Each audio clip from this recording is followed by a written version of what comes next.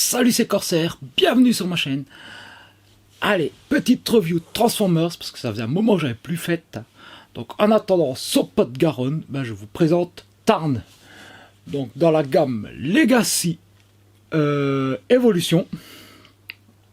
Ouais, c'est les évolutions maintenant.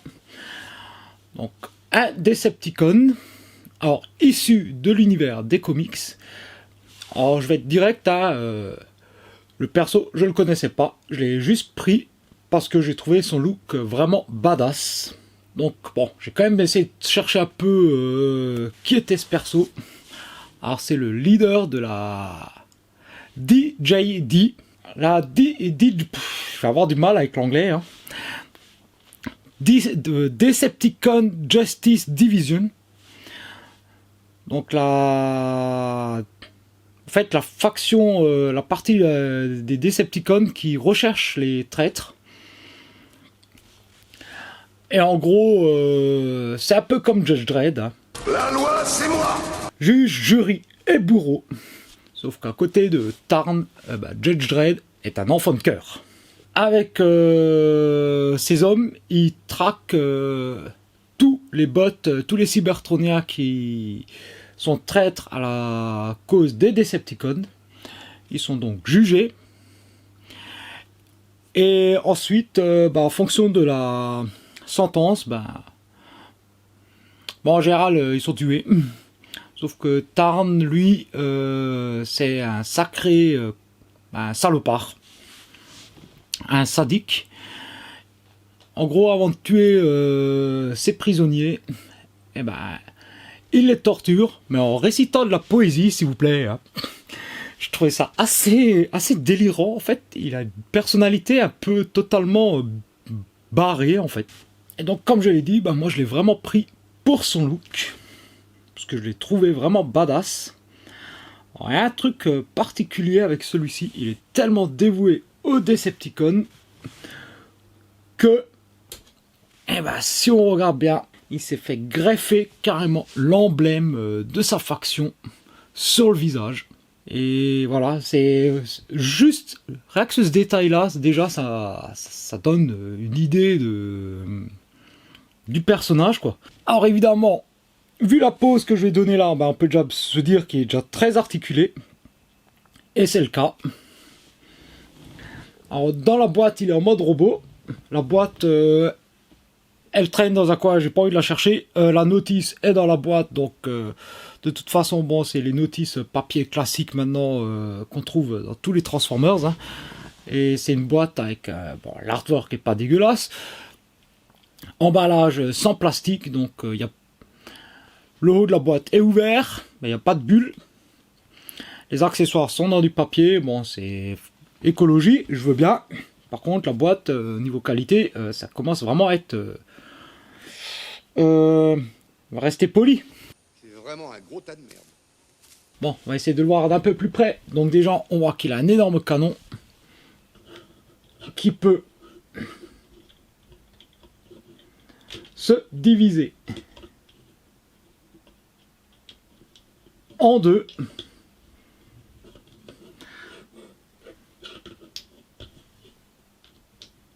Et on peut donc lui mettre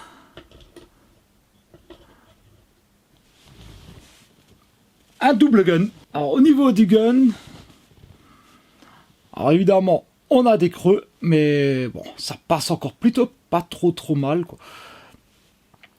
J'adore parce qu'il est pas monochrome, il est bien détaillé quand même, et on a toutes les parties translucides dessus qui font penser un peu à un passage d'énergone au travers de l'arme, ce qui est plutôt stylé en fait.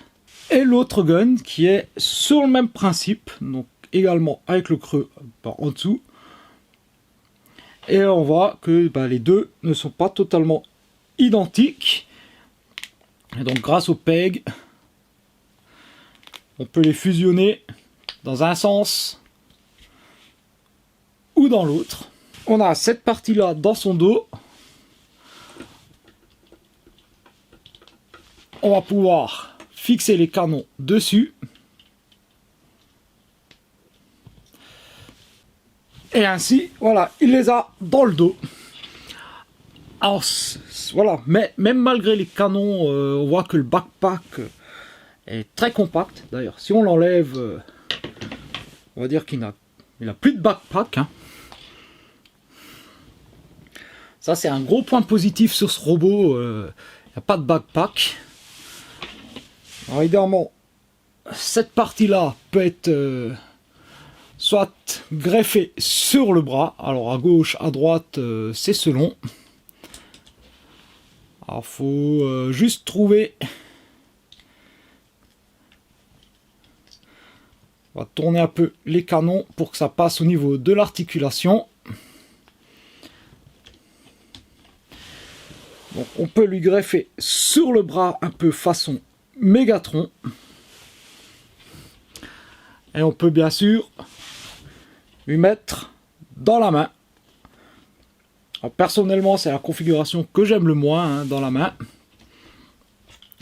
On peut aussi lui positionner dans le dos. Voilà. On écarte un peu ici. Et voilà, la batterie.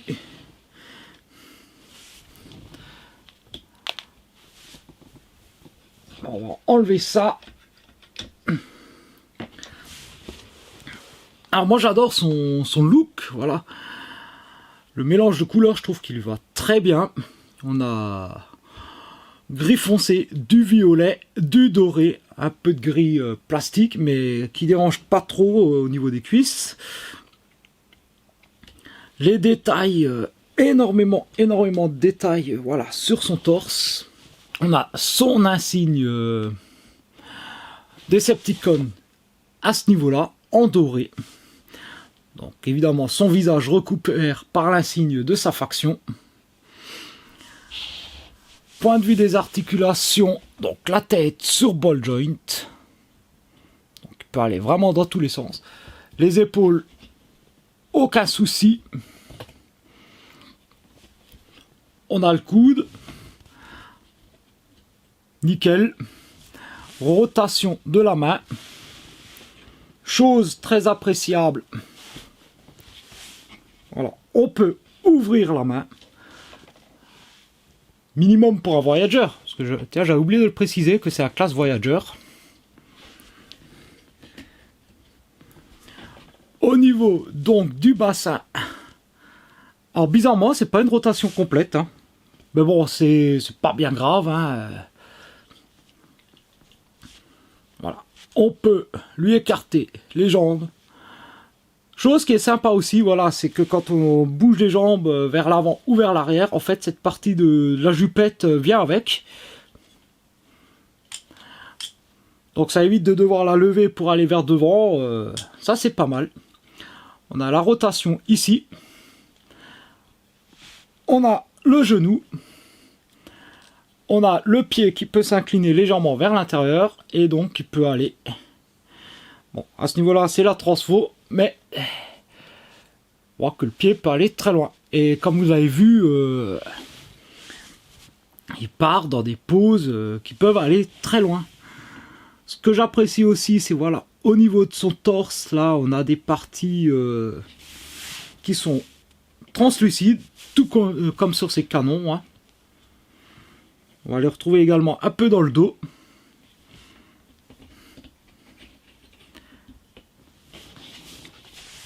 Non, franchement, en botte, il est vraiment sympa, quoi.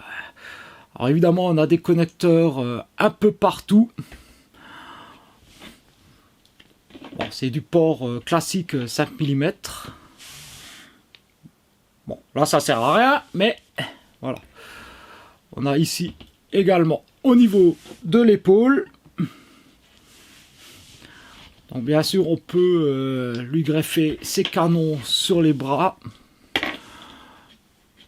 Voilà, on peut faire pas mal de petites combinaisons. Et on peut partir donc sur l'étape de transformation.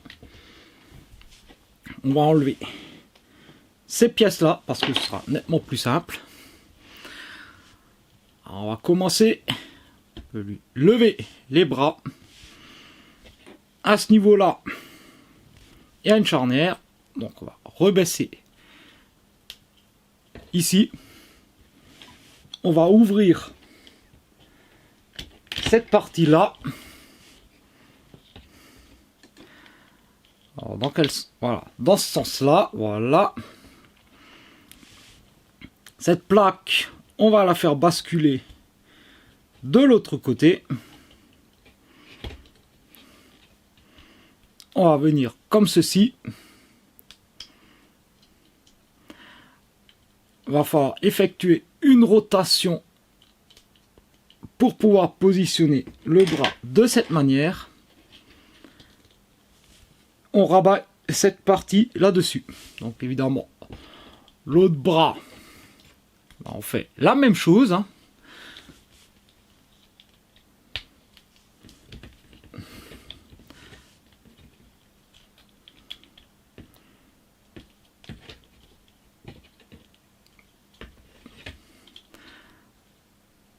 Donc il faut veiller juste à positionner le bras correctement et on referme. On va venir à l'arrière, on va décrocher cette partie là, on va venir à l'avant et on va décrocher le plastron.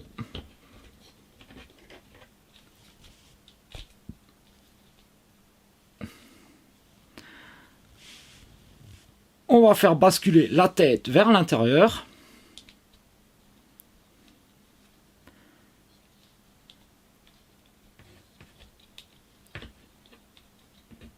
Donc on décroche bien le plastron.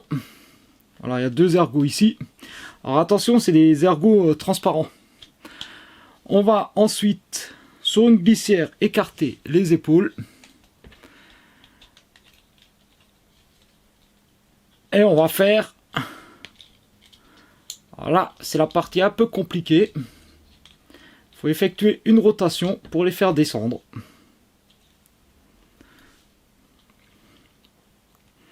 À ce niveau-là, de toute façon, tout vient plus ou moins ensemble. Hein. Il y a un petit ergot, enfin c'est un positionneur ici. Cette partie, on va la laisser. On va venir pivoter les chenilles de cette manière-là. Les points, on va les pivoter.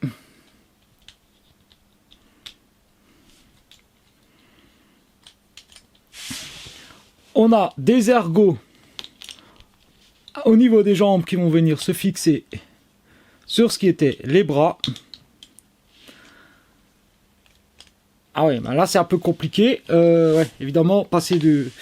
Je comprends pourquoi tout le monde, et même moi, on passe toujours du mode alt au mode robot. C'est plus simple. On va venir les jambes. Donc on a le genou, mais il y a un cran, voilà.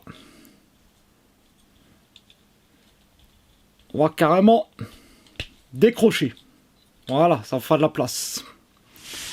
Et maintenant, c'est beaucoup plus simple pour mettre... Donc, en place ici. On peut réunir, évidemment. Voilà. On baisse les pieds et on peut réunir ce qui est les jambes.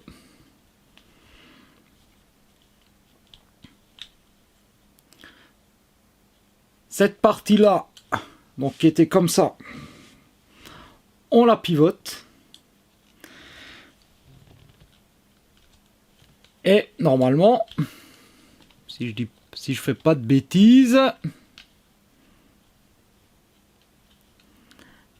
elle devrait descendre et pouvoir se clipser ici.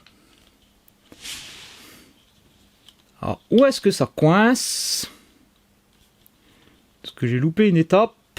Je ne pense pas. Ok.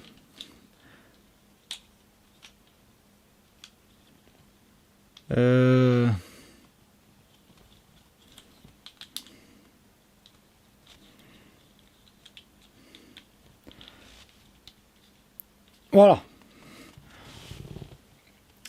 On descend ça comme ça. Les deux canons ici, il suffit de les faire pivoter. Alors on a un petit ergot de positionnement. Alors on avait un petit ergot ici, on en a un à ce niveau-là. Donc il suffit juste, voilà, de positionner. Et à présent, donc on a les ergots sous les pieds. On verrouille ici.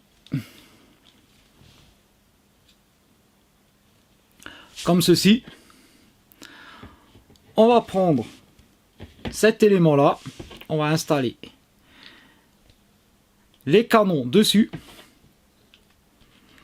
Alors il va juste falloir faire attention avec les canons par rapport à ces pièces là avec les viseurs. Bien mettre celui-ci de ce côté là et celui-ci ici, parce que si on retourne, cette partie là va gêner pour la fixation, hein. Donc on met les canons et on a, voilà, ces deux pièces là, ces deux ergots qui vont venir ici comme ceci. Et voilà Tarn en mode tank cybertronien.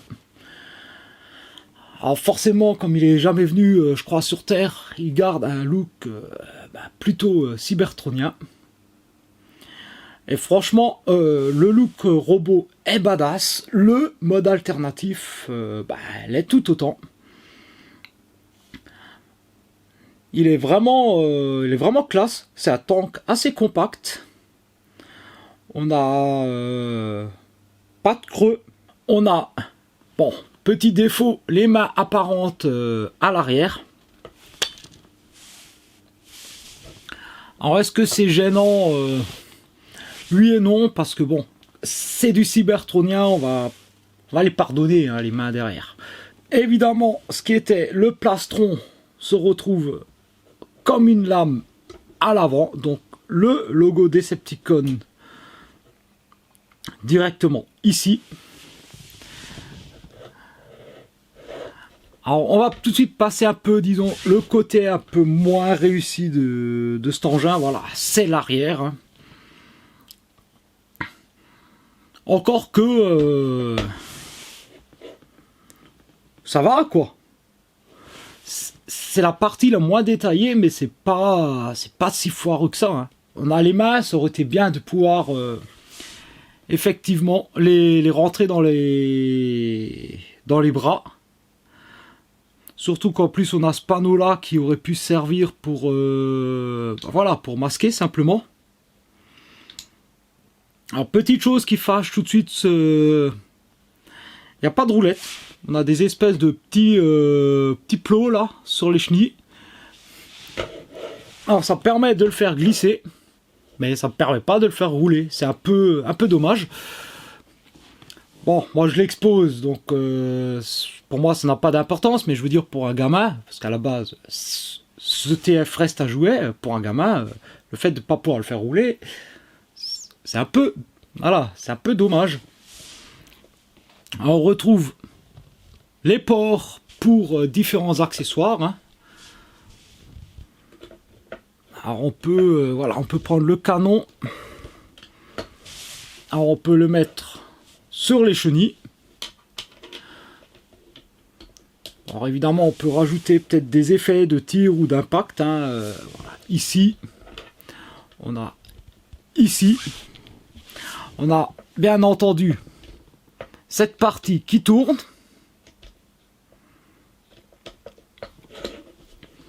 Et après on peut configurer pour les canons un peu comme on veut.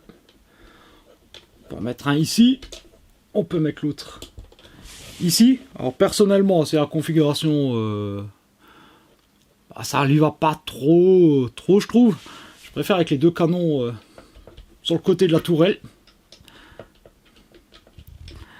On peut légèrement les lever.